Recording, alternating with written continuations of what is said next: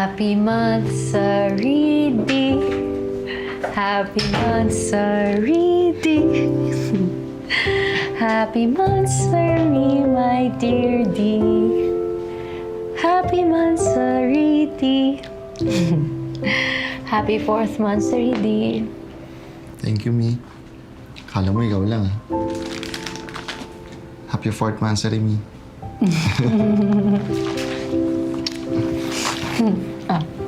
Sabay tayo? One, two.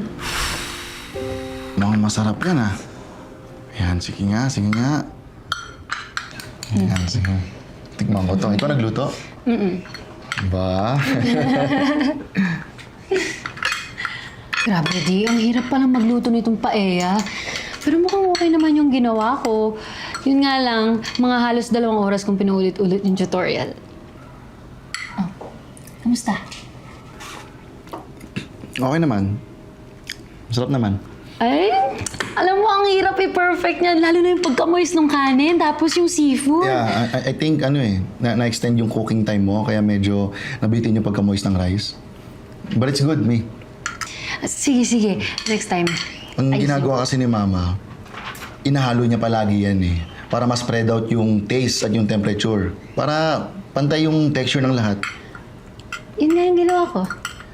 Siguro next time, lagyan mo ng konting saffron para mag-improve yung taste. But it's good, Mi. Nice try. Favorite ko rin to, ha? Ay, yan, medyo hindi ako confident dyan kasi parang kinulang ako sa tenderness ng shrimp. Sige nga, umang ko nga.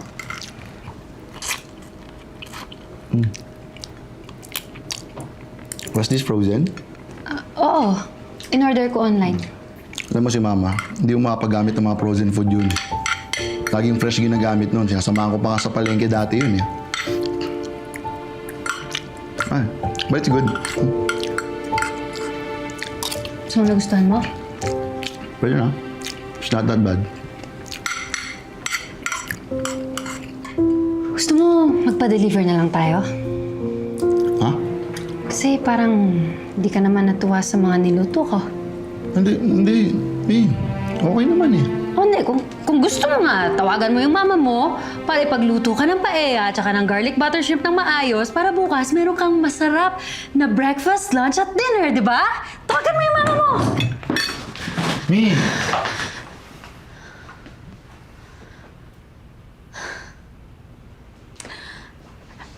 Yun kasi yung mahirap sa'yo. Napaka-honest mo na hindi mo na napapansin na nananakit ka na. Masyado ka nang insensitive na hindi mo na kinoconsider yung feelings ko.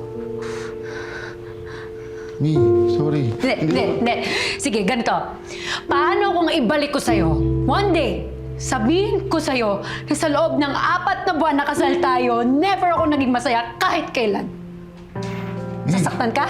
Ay, grabe naman. Parang paella lang yun. Parang paella lang yun para sa'yo! Paella yun ang pinaghirapan ko na hindi ko nga alam kung paano lutuin yun. Nakaso pa nga mo!